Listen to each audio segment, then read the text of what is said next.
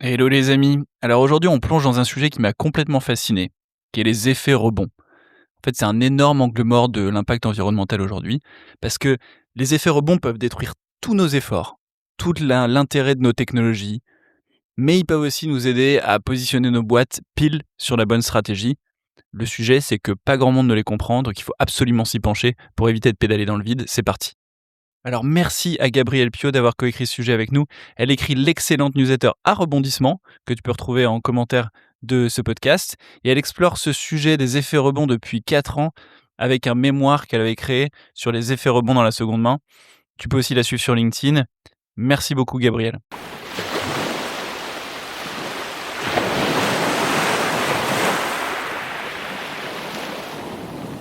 Alors on va commencer par une petite histoire.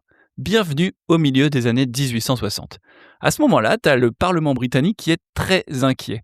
Tout son pouvoir industriel est basé sur le charbon et les ressources diminuent. Nos chers Anglais demandent donc à un économiste de creuser. Creuser le sujet, pas le charbon. C'est là qu'entre en scène Sir Jevons ou Jevon, on va dire Jevon par simplicité, et ce qu'il va découvrir est une mine d'infos pour nous aujourd'hui. Jevon comprend très vite que l'économie de la Grande-Bretagne est en énorme danger. D'un côté, leurs ressources en charbon sont limitées, et de l'autre, ils cherchent un développement industriel rapide et illimité. Alors notre cher Jevon est très pragmatique. Il se dit qu'il faudrait inventer des technologies moins consommatrices de charbon, évidemment. Il faudrait optimiser l'efficacité énergétique de l'industrie britannique, c'est ce qui permettrait de sortir par le haut. Mais après de longs mois de recherche, ces conclusions ont surpris tout le monde en 1860. Et elles résonnent encore aujourd'hui pour nous, 160 ans plus tard. Il écrit, dans son ouvrage qui s'appelle The Coal Question, sur la question du charbon, on entend souvent dire que la pénurie de charbon sera comblée par de nouveaux modes d'utilisation efficaces et économiques. C'est une confusion d'idées que de supposer que l'utilisation économique de combustible équivaut à une diminution de la consommation. C'est l'inverse qui est vrai. Donc, ce que veut dire ici Jevon, c'est que quand on cherche à utiliser l'énergie de manière économique, on augmente la consommation d'énergie. Si on développe une technologie plus propre, c'est au final contre-productif. C'est ce qu'on appelle le paradoxe de Jevon. Et alors la question qu'on peut se poser, c'est pourquoi ? Pourquoi nos discussions sont toujours les mêmes 160 ans plus tard ? Pourquoi on découvre encore un peu ça aujourd'hui ? Est-ce qu'en 2050, on se demandera toujours pourquoi on n'a pas su freiner le dérèglement climatique malgré toutes nos technologies dites propres ? C'est une vraie question. Dans toutes les familles aujourd'hui, tu as les mêmes conversations du type mais regarde ma fille, on est passé d'un moteur de voiture qui consommait 7 litres au 100 de moyenne il y a 25 ans. Aujourd'hui, je consomme 4 litres 7. Il y a même l'électrique qui débarque. Tu t'imagines ce que ça sera dans 20 ans ? On a toujours ces conversations, on a toujours eu ces conversations. Ça nous donne foi, c'est vrai, en l'humanité, et c'est important. Mais c'est super important de pas non plus aller dans l'irréalisme. Et là, on a quand même un truc qu'on découvre, qui est cette preuve scientifique du paradoxe de Jevon, qui ensuite a été reprouvé, de l'effet rebond. Alors, qu'est-ce qu'on en fait ? Eh bien, Jevon, ce qui est intéressant, c'est qu'il dit « Sommes-nous sages en permettant au commerce de ce pays d'augmenter au-delà du point duquel nous pouvons le maintenir longtemps ?» C'est assez dingue. On dirait Jean Covici. Et aujourd'hui, en fait, le paradoxe de Jevon, qui est plus globalement appelé l'effet rebond, devient un sujet complètement d'actualité. Et je crois sincèrement que c'est un angle mort qu'il est vraiment temps de creuser et de crier sur tous les toits. Donc allez, on se met au charbon, on s'y met dans la joie et la bonne humeur, et on creuse. Alors commençons par quelques chiffres. De 2020 à 2024, il y a 50 000 Citroën Ami qui ont été vendus. Je ne sais pas si tu vois ces voitures, c'est des mini-voitures électriques. C'est un super potentiel de réduction d'émissions pour l'automobile au départ, parce que c'est des voitures qui sont légères, électriques, très sexy, idéales pour le quotidien. Mais le problème, c'est qu'elles n'ont pas remplacé beaucoup de SUV, mais elles ont remplacé beaucoup de vélos et beaucoup de scooters. Elles sont à 70% utilisées par des adolescents dès 14 ans aujourd'hui. C'est ce qu'on appelle un effet rebond. Deuxième chiffre que je voulais vous partager, c'est l'augmentation de la consommation d'énergie de l'éclairage entre 1830 et 2000. On a fait x 100 000 en augmentation de consommation d'énergie d'éclairage.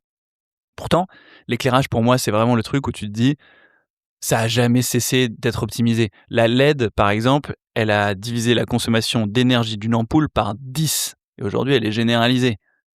Donc si on a fait fois 100 000 d'augmentation de consommation de l'énergie, malgré toutes ces technologies, c'est fou. Et c'est ce qu'on appelle encore une fois un effet rebond. Troisième chiffre que je trouve vraiment intéressant, 340 milliards d'euros. C'est l'investissement en Allemagne pour la rénovation thermique des logements de 2010 à 2020. Ils ont mis un énorme paquet sur la rénovation thermique. Sauf que la consommation énergétique d'un foyer allemand, en 2020, 10 ans plus tard, avait pas diminué. C'est assez fou. La facture de chaque foyer diminuait au niveau de son énergie. Mais par contre, du coup, on allongeait un peu les douches, on augmente un peu la température, on fait moins attention. Alors attention, ça ne veut pas dire qu'il ne faut pas rénover, mais il faut le faire mieux, et surtout, il faut encourager à la sobriété énergétique, sinon on obtient un effet rebond. Et alors le dernier chiffre que je voulais vous partager, c'est sur la seconde main. Parce que Gabriel Pio, qui a coécrit cette newsletter, a fait donc un mémoire sur la seconde main, et notamment chez Vinted. Et l'ADEME a aussi réalisé une étude sur la seconde main et sur la surconsommation en 2022. Et ce qui se passe, c'est que la seconde main, c'est moins cher que le neuf, et c'est perçu comme plus écologique. Et ce qui se passe, c'est que la seconde main, donc c'est moins cher que le neuf, et c'est perçu comme plus écologique, parce qu'en effet, quand on achète un vêtement de seconde main, c'est plus écologique que quand on achète l'équivalent neuf. Mais le problème, c'est qu'on a tendance à acheter davantage. Et le chiffre clé, c'est que les utilisateurs de seconde main achètent en moyenne 74% de vêtements supplémentaires par rapport aux utilisateurs de neuf. Les plateformes comme Vinted sensibilisent pas du tout assez. Un acheteur Vinted achète même davantage de neuf qu'avant, parce qu'il se dit, au pire, si ça va pas, je le vendrai sur Vinted. Résultat, énorme effet rebond. Alors, petite définition de ce que c'est l'effet rebond. J'ai pensé à une image que je trouvais très parlante. Imagine qu'on te donne un super pouvoir. Si tu fermes les yeux pendant 10 secondes, sans les rouvrir, tu t'endors instantanément. Alors, le fais pas si tu es en train de conduire, le fais pas si tu es en train de courir. À ton avis, est-ce que tu dormirais plus ? Est-ce que tu dormirais plus si en fermant les yeux, 10 secondes, tu pouvais t'endormir instantanément ? Théoriquement, oui, évidemment. Parce que fini les heures de galère pour fermer l'œil, fini les insomnies. Mais en réalité, non. Parce que tu te coucheras probablement plus tard, sachant que tu peux t'endormir instantanément, et tu finiras peut-être même par dormir encore moins à la fin. L'effet rebond, ça c'est une définition de François Schneider, qui est économiste, c'est l'augmentation de la consommation liée à la réduction de limites. Ces limites, ça peut être monétaire, de l'argent, temporel, comme l'équivalent du sommeil là, social, physique, lié à l'effort, au danger, à l'organisation, ce que tu veux. Dès qu'il y a une limite, qu'on la réduit, on augmente la consommation.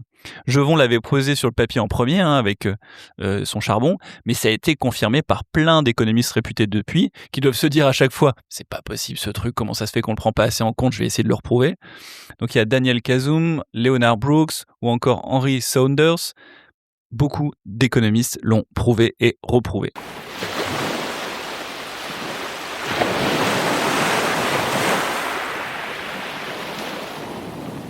Alors il faut comprendre en détail ce que c'est l'effet rebond. Ça ne peut pas se faire en 30 secondes, donc prenons quelques minutes pour détailler ça. Il existe 2 types d'effets rebond, et tu vas voir, c'est super simple à comprendre. Le premier, c'est l'effet rebond direct, et le deuxième, c'est l'effet rebond indirect. Commençons par le plus intuitif, donc l'effet rebond direct. Une innovation efficace est censée réduire notre consommation. Ok. Mais en fait, elle finit par nous faire consommer plus de ce même produit ou ce même service. Alors pourquoi ? Tout simplement parce qu'elle rend l'usage moins cher, plus rapide, plus facile. Elle réduit les limites, justement. J'aime beaucoup cet exemple sur le TGV. Lorsqu'on a mis en service les TGV, on voulait diminuer le temps de transport en augmentant la vitesse des trains. C'est logique. Voilà. Il y avait des gens qui allaient de Paris à Vannes, ils mettaient trop de temps, il y a le TGV qui a été mis en place, on se disait super, ils vont mettre 2h30, je sais pas combien de temps ils mettaient avant, ça sera plus rapide, c'est plus efficace. Sauf que c'est pas ce qui s'est passé en fait. Les voyageurs ont surtout choisi d'aller plus loin. Le développement des transports a eu un impact massif sur tous les territoires et la dissociation de la commune de résidence et de celle du travail est complètement devenue la norme. Il y a des cartes qui sont assez incroyables. Il y a une carte que j'ai mise dans la newsletter. Tu peux voir la région Centre-Val de Loire. À gauche, tu as 1990, à droite, tu as 2011. Et c'est incroyable de voir que, en fait, en 90, tu avais dans la majorité des territoires les gens qui travaillaient dans leur commune.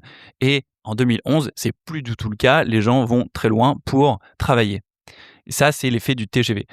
C'est pas bien ou moins bien, c'est simplement un effet rebond direct, c'est-à-dire que les gens ne mettent pas moins de temps grâce au TGV, ils vont plus loin, c'est un effet qui n'était pas prévu. Il y a un autre exemple très concret aujourd'hui qui est le numérique. L'efficacité énergétique des composants, elle s'améliore de 20% par an. C'est génial. Mais la croissance du numérique, elle est de 10 à 50% par an. Donc, la consommation totale du numérique augmente.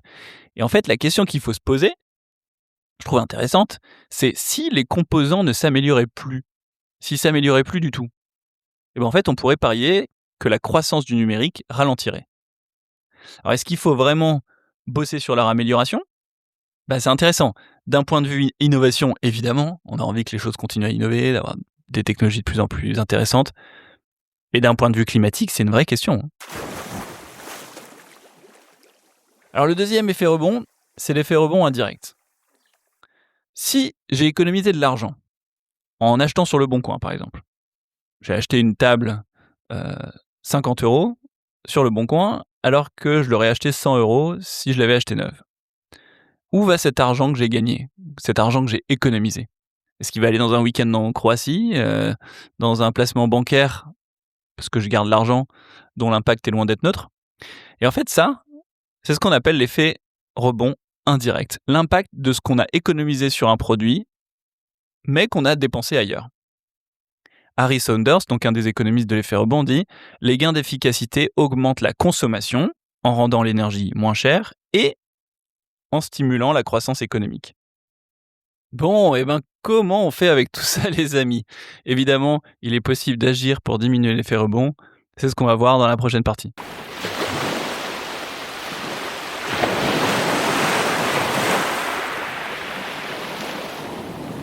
Alors, ce qu'on a vu, c'est qu'on ne peut pas juste se dire « ma solution économise 20% d'énergie, X% d'énergie versus Y, donc choisissez ma solution et tout va bien se passer ».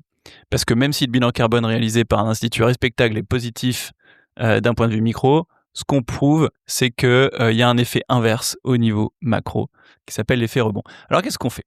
Est-ce qu'on arrête de chercher à avoir un impact positif ? Est-ce qu'on arrête de développer des solutions pour économiser l'énergie, pour réduire le gaspillage ? Évidemment, non. Mais on essaye de ne pas faire l'autruche et de comprendre comment on peut faire.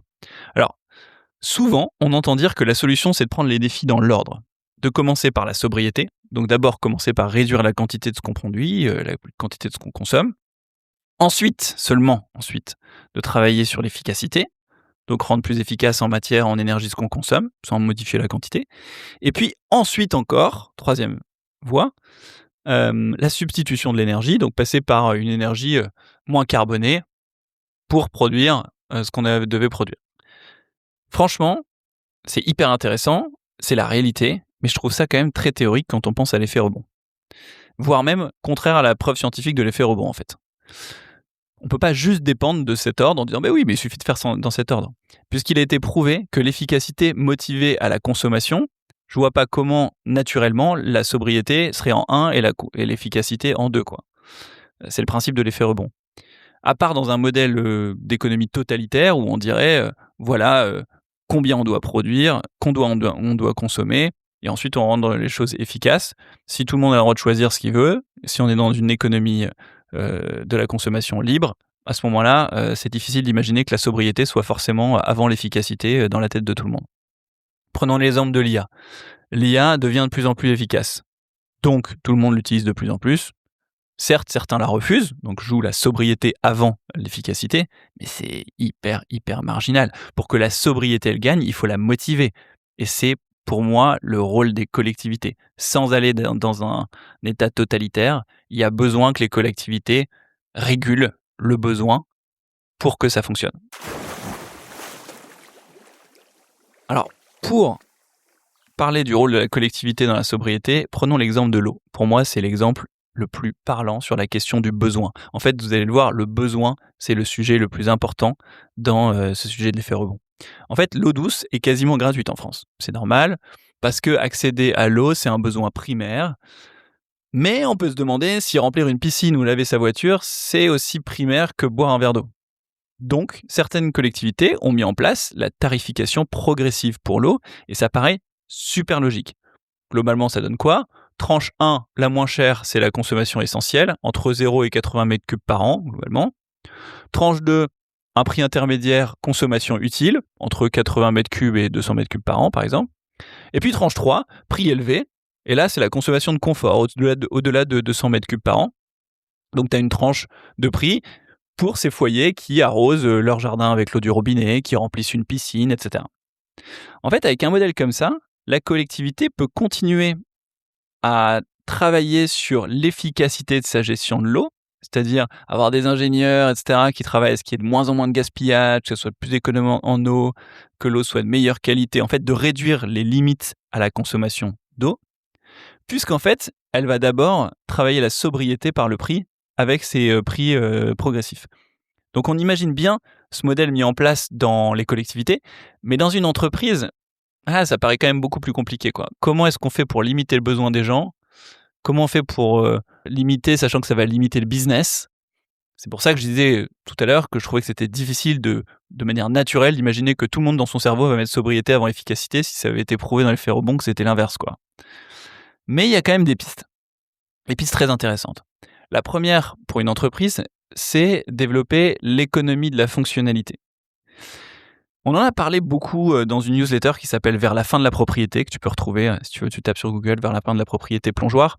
L'idée de l'économie de la fonctionnalité, c'est de vendre l'usage et non la propriété. Et ça réduit énormément l'effet rebond. On va te donner un exemple. En plus, ça peut être très très rentable. La Citroën Ami, dont on a parlé tout à l'heure. Imaginons qu'elle soit plus vendue à chaque ado, mais qu'elle soit proposée en location, devant chaque gare. Tu peux la prendre à l'heure, à la demi-journée, etc. À ce moment-là, l'effet rebond est quand même vraiment, vraiment plus maîtrisé. Forcément, une voiture est partagée entre des centaines de personnes. Hyper intéressant d'un point de vue impact. Potentiellement hyper intéressant d'un point de vue rentabilité, parce que c'est quand même des modèles très rentables par voiture. Mais on peut même aller plus loin. Si une voiture est facilement accessible à la gare, la Citroën Ami rend plus facile l'option train versus l'option voiture ou avion. Puisqu'on se dit plus, je suis bloqué à la gare, je dois prendre un taxi. Donc, il y a un impact qui est encore plus positif ici. Il y a un autre exemple que j'aime bien, qui est l'exemple de Enki, qui est un de mes partenaires régulièrement.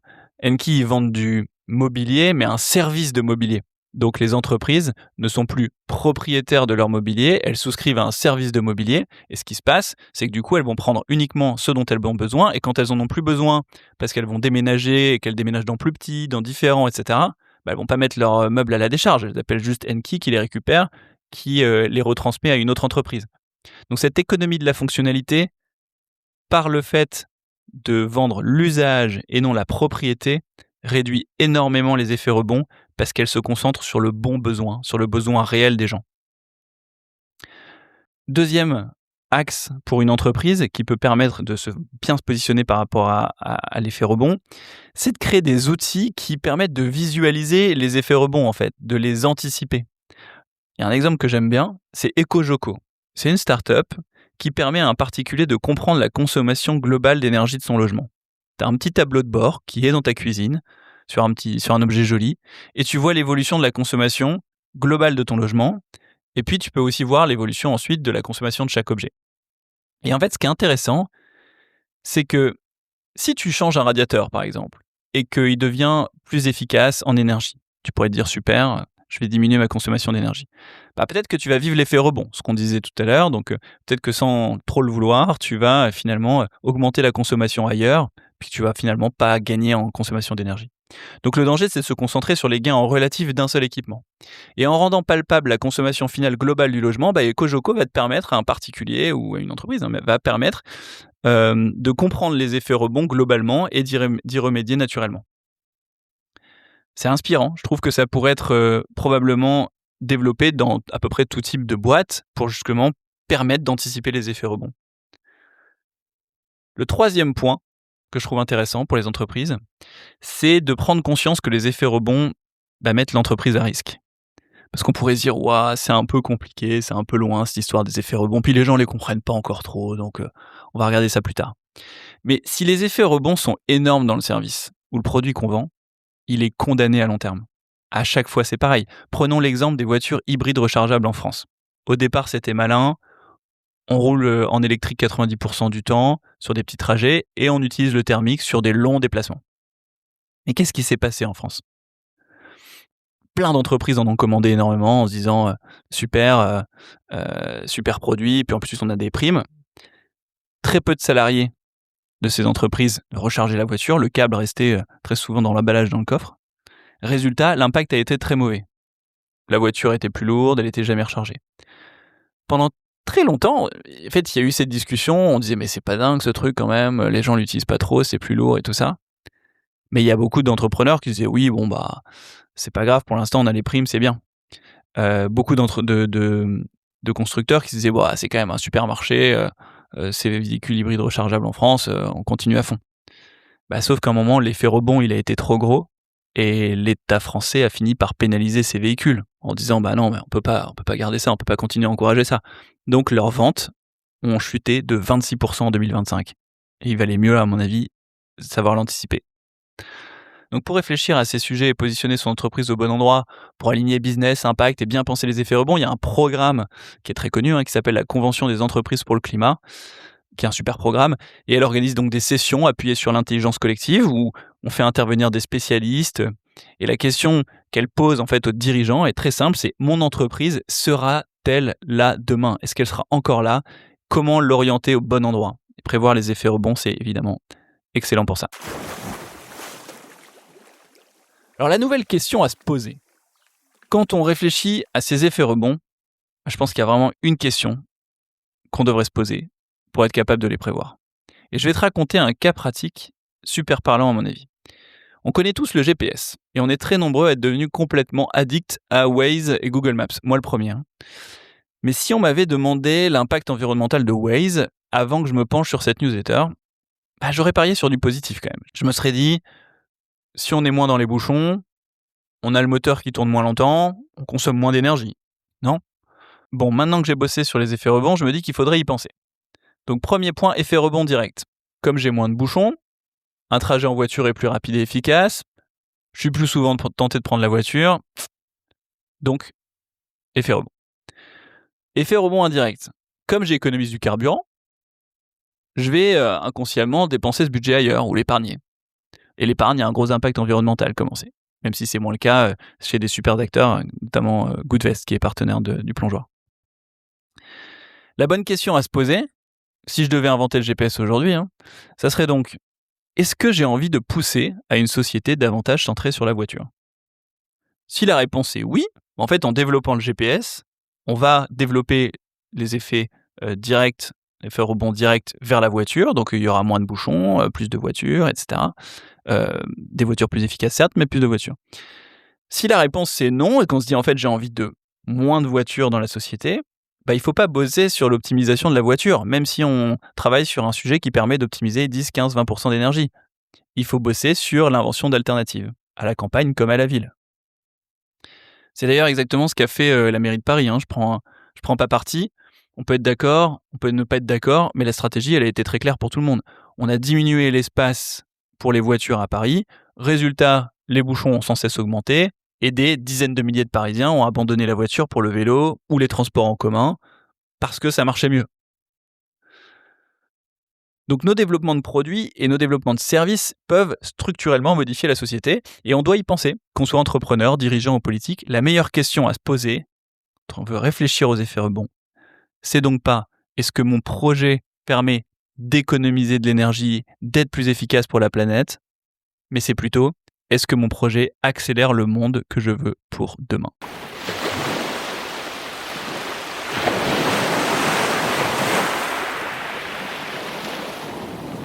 Alors passons aux inspirations maintenant parce qu'il y a quand même 2 entreprises qui se bougent qui peuvent être vraiment intéressantes à creuser. La première, c'est Vestiaire Collective. Tu connais peut-être cette boîte, c'est une plateforme de seconde main pour vendre et acheter des articles de luxe entre particuliers. Donc comme la seconde main permet de baisser le prix et que c'est perçu comme écologique, plus écologique que le neuf, il y a des effets rebonds.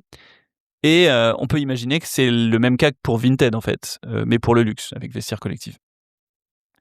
Mais Vestiaire Collective a pris le sujet à bras-le-corps et ils en parlent. Et il y a notamment dans leur dernier rapport d'impact beaucoup d'éléments sur l'effet rebond. C'est hyper intéressant à creuser. Alors ils décrivent 2 effets rebonds. Le premier, c'est l'effet rebond direct des acheteurs. C'est-à-dire, est-ce que la seconde main, qui est moins chère et plus écolo, incite les gens à surconsommer et à acheter des pièces qu'ils n'auraient pas achetées sinon chez Vestiaire Collective? Donc leur indicateur là-dessus, c'est le taux de substitution. En fait, est-ce que l'achat sur Vestiaire Collective substitue un achat neuf dans une boutique, par exemple? Dans ce cas, c'est de la substitution et c'est très cool. Mais ce qu'on voit, c'est que le taux de substitution est d'environ 85%. Donc, il y a 15% des achats sur Vestiaire Collective qui sont des achats supplémentaires qui n'auraient pas été faits si c'était du neuf. Et ça, c'est moins cool et c'est de l'effet rebond. Et très intéressant de le creuser et beaucoup d'honnêteté de la part de Vestiaire Collective, donc très bien, merci pour ça. L'effet rebond indirect des vendeurs ensuite est aussi calculé, ça c'est très intéressant aussi. L'argent gagné par les personnes qui vendent sur Vestiaire Collective peut ensuite être dépensé pour des activités à forte empreinte environnementale. Et en fait, ce que se demande Vestiaire Collective à ce moment-là, c'est est-ce que les gens vendent sur Vestiaire Collective leurs sacs, etc., pour ensuite aller acheter des produits de luxe hyper consommateurs de carbone. Donc il faut le mesurer. Et cet indicateur, il l'appelle le rebond économique. Et Vestiaire Collective s'est appuyé sur une étude de 2019 là-dessus par le BCG et Altagamma qui concerne les comportements des vendeurs de seconde main dans le luxe. Ils ont ensuite complété avec leur propre étude, etc. Et au final, ils retiennent un taux de rebond de 12% pour les vendeurs. Alors évidemment, c'est un premier pas, c'est une première étude. Évidemment, ça peut être challengé. Moi, ce que je retiens, c'est qu'on ne peut améliorer que ce qu'on mesure et que c'est un très beau premier pas sur l'effet rebond. Un autre exemple d'impact super dans ce secteur, évidemment, pas que Vestiaire Collective, c'est Label Emmaüs que vous pouvez creuser, qui, à mon sens, permet vraiment de diminuer les effets rebonds. Alors le deuxième exemple, c'est EasyCash. EasyCash, c'est un réseau de plus de 165 boutiques qui permet d'acheter et de vendre de la seconde main, notamment de l'électronique et des appareils ménagers. Ils ont écrit un livre blanc en 2025 qui est vraiment une pépite, et ils ont une avance qui est complètement dingue sur ce sujet des effets rebonds. Je pense que c'est surtout lié à leur démarche intellectuelle qui est très autocritique. Quand tu lis tout ce qu'ils écrivent, ils n'ont pas peur de dire ce qui ne va pas dans leur modèle pour l'améliorer, et c'est probablement la meilleure méthode pour y arriver. Alors pour EasyCash, il y a un effet rebond si l'achat est un effet d'aubaine, c'est comme ça qu'ils l'appellent. Si ce produit n'avait pas été disponible chez EasyCash, est-ce que le client l'aurait acheté en neuf ou pas? En fait, donc la même chose que le taux de substitution de Vestiaire Collective. Et ce qui est super intéressant chez EasyCash, c'est qu'ils arrivent à calculer sur quels articles il y a le plus d'effets rebond. Par exemple, un client achètera plus facilement sur un coup de tête un bijou d'occasion qu'un téléphone ou un robot de cuisine. Et EasyCash a un impact bien meilleur en vendant un smartphone d'occasion qu'un bijou d'occasion du fait de cet effet rebond. C'est assez intéressant. Par exemple, 13% des bijoux achetés chez EasyCash remplacent un achat neuf prévu. Donc c'est vraiment un effet d'aubaine. 68% sont un achat qui n'était pas prévu du tout, un achat impulsif total. Donc on est vraiment dans l'effet rebond ici sur le bijou, et l'impact doit être énormément nuancé, ce qu'ils font, et ils le font parfaitement chez EasyCash avec une énorme honnêteté, donc bravo à eux. Ils ont d'ailleurs un graphique que tu peux retrouver dans la newsletter du plongeoir, qui est assez dingue, où tu vois tous leurs produits avec à chaque fois la partie qui substitue un achat neuf et la partie qui est de l'effet rebond.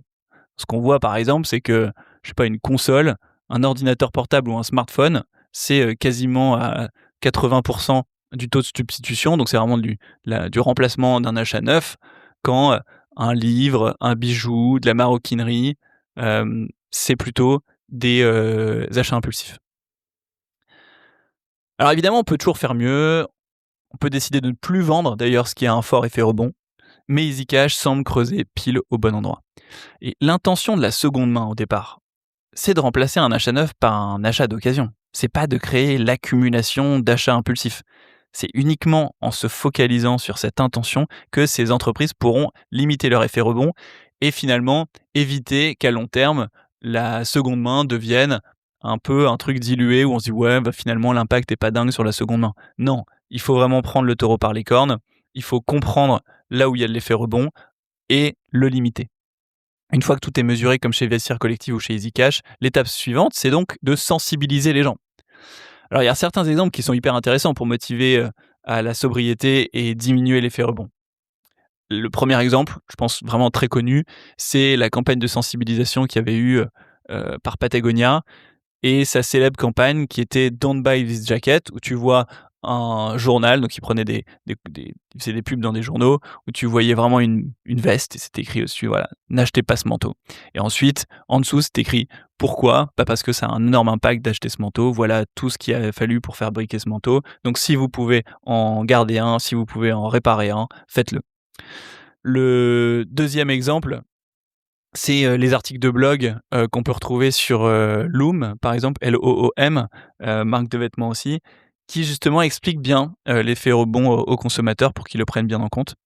Gabrielle, hein, qui a fait son mémoire donc sur, l'effet rebond chez Vinted, l'a montré en fait, elle l'a prouvé dans ses travaux de recherche. Plus un consommateur connaît l'effet rebond, moins il a de risques d'y succomber.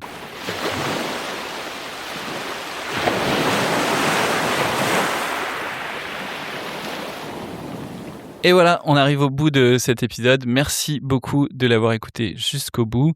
N'hésite pas à retrouver le travail de Gabriel et puis la newsletter de manière générale sur leplongeoir.club.